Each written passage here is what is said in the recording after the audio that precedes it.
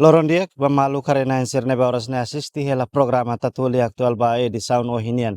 Maluk sira dadang ne ami he edifício Ministério Finanças saitara klaran dili ho di actualiza baita bo sira ba governo halo encontro ho parceiro desenvolvimento Timor-Leste TLDPM batinan rin rua nulu resinenien hahu loron rua nulu resin 5 to loron rua nulu resinen.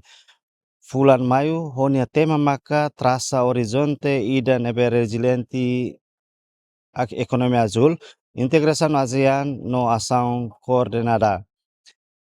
Abertura husi programa ohinian halo diretamente husi chefe governo Kairala Sanana Gusmao. Programa ne organiza husi governo Timor-Leste no retam participação máximo husi parceiro desenvolvimento sira nebe dadaune ia Timor-Leste corpo diplomático sira no mo sira seluktan. Encontro ne hori discuti konaba política no plano ação ba promoção economia azul nebe resiliente no sustentável ia Timor-Leste. Além de ne apresentamos konaba relatório monitorização plano estratégico desenvolvimento tinanrihun rua sanulu resinida tinanrihun rua tolunulu no dalan baoin. Tamane malusir turma ita acompanha discurso husi chefe governo konaba encontro nerasik. These meetings have been decisive for reconstruction, stability and the well-being of our people. The resilience of Timor-Leste, overcoming the many adversities throughout our history, the humility to learn from mistakes and perseverance in the face of internal and external pressures is not only the result of the determination of our people, it is also the result of the friendship, solidarity and support we have received from our partners, from the struggle for independence to the building and consolidation of the state and the nation.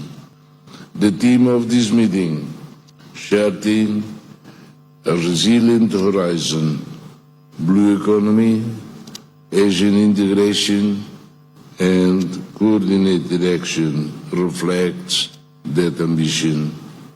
This year, we wish to share with you and above all discuss with you three central pillars of this resilient future.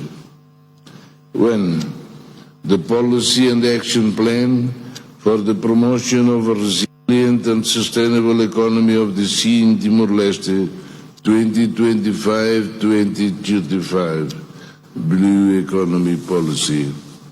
Two, the monitoring report of the progress of the Strategic Development Plan 2011-2030.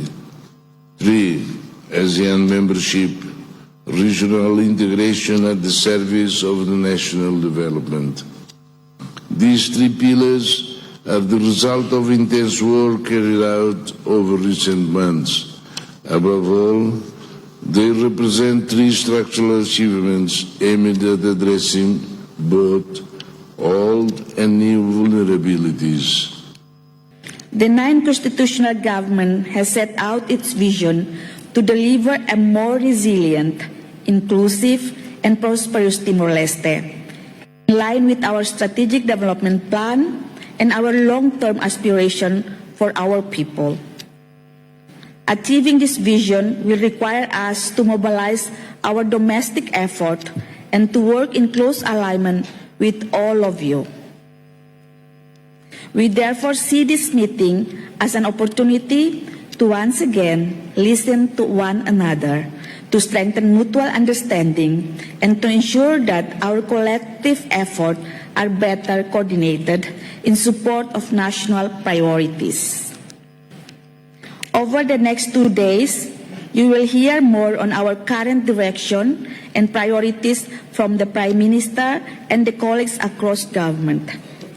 They will elaborate on our government's agenda and the key areas where we believe our partnership can have the greatest impact.